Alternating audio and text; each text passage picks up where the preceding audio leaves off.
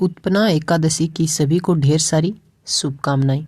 आज हम बात करेंगे उत्पन्ना एकादशी के व्रत का शुभ मुहूर्त और पूजा विधि तथा व्रत कथा की। तो शुभ मुहूर्त की बात करें तो उत्पन्ना एकादशी है वो 8 दिसंबर 2023 को इसका व्रत रखा जाएगा।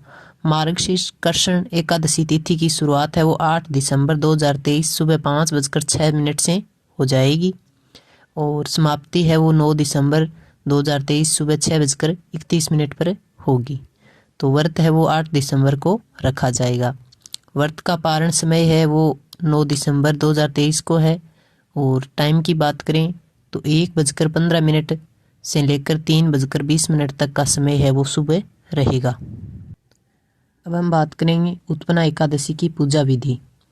तो इस दिन है वो सुबह जल्दी उठकर स्नान आदि से निवृत्त हो जाएं, घर के मंदिर में दीप प्रज्वलित करें, भगवान विष्णु का गंगा जल से अभिषेक करें, भगवान विष्णु को पुष्प और तुलसी दल है वो अर्पित करें, संभव हो तो व्रत रखें, भगवान की आरती करें, भगवान को भोग लगाएं। इस बात का विशेष ध्यान रखा जाए कि भगवान को सिर्फ सात्विक चीज़ों का ही भोग लगाया जाए। भगवान विष्णु के भोग में तुलसी को जरूर शामिल करें। ऐसा माना जाता है कि बिना तुलसी के भगवान विष्णु भोग ग्रहण नहीं करते हैं। इस पावन दिन भगवान विष्णु के साथ माता लक्ष्मी की भी पूजा करें, जिससे हमको दुगुना फल है वो प्राप्त होता है और माँ लक्ष्मी की कृपा है हम पर बनी रहती है। इस दिन भगवान का ज़्यादा से ज़्यादा ध्यान करें। अब हम बात करेंगे व्रत कथा की। तो सतयुग में मूर नाम का एक दैत्य उत्पन्न हुआ। वह बड़ा बलवान और भयानक था। उस प्रचंड दैत्य ने इंद्र, आदित्य, वसु, वायु, अग्नि आदि सभी देवताओं को पराजित करके भगा दिया था। तब इंद्र सहित सभी देवता भयभीत होकर भगवान शिव के पास गए और बोले कि हे कैलाशपति, मूर दैत्य से भयभीत होकर सब देवता मृत्युलोक में फिर रहे हैं। तब भगवान शिव ने कहा कि हे देवताओं, तीनों लोकों के स्वामी, भक्तों के दुखों का हरण करने वाले और भगवान विष्णु की शरण में आप जाओ, वे ही तुम्हारे दुखों को दूर कर सकते हैं।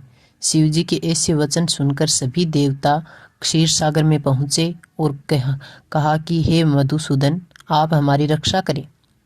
कहा कि हे भगवान, दैत्यों ने हमको वहाँ जाकर बोले कि हे भगवान, दैत्यों ने हमें वहाँ से निकाल दिया है, स्वर्ग पर उनका अधिकार हो गया है, आप उन दैत्यों से हमारी रक्षा करें। इंद्र के ऐसे वचन सुनकर भगवान विष्णु कहने लगे कि हे इंद्र, ऐसा मायावी दैत्य कौन है जिसने सब देवताओं को जीत दिया? उसका नाम क्या है? उसमें कितना बल है और किसके आश्रय में है तथा उसका स्थान कहाँ है? यह सब मुझे बतलाओ। यह सुनकर इंद्र बोले, भगवान, प्राचीन समय में एक नांडीजंग नामक राक्षस था। उसके महापराक्रमी और लोक विख्यात मूर नाम का एक पुत्र प्राप्त हुआ था। उसकी चंद्रावती नाम की एक नगरी है। उसी ने सब देवताओं को स्वर्ग से निकालकर वहाँ अपना अधिकार जमा लिया है।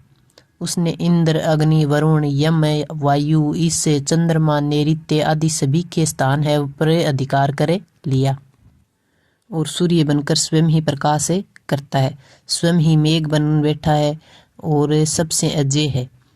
हे असुर निकंदन, उस दुष्ट को मारकर देवताओं को अजय बनाइए। यह वचन सुनकर भगवान ने कहा, हे देवताओं, मैं शीघ्र ही उसका अहंकार संहार करूंगा। तुम चंद्रावती नगरी जाओ।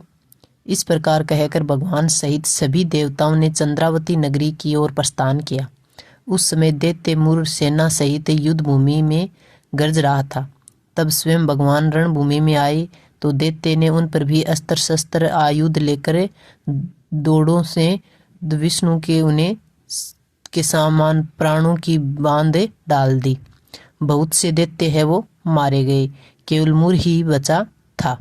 वह अविचलित भाव से भगवान के साथ भयंकर युद्ध करता रहा।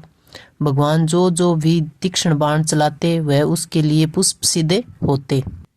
उसका शरीर छिन्न भिन्न हो गया, किंतु वह लगातार युद्ध करता रहा। दोनों के बीच मल्ल युद्ध भी हुआ।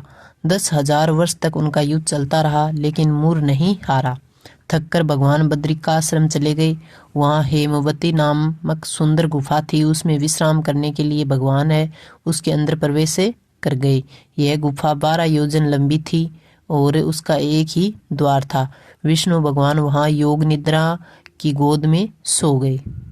मूर भी पीछे पीछे आ गया और भगवान को सोया देखकर मारने को उद्यत हुआ। तभी भगवान के शरीर से उज्ज्वल कांतिमय रूप वाली देवी प्रकट हुई।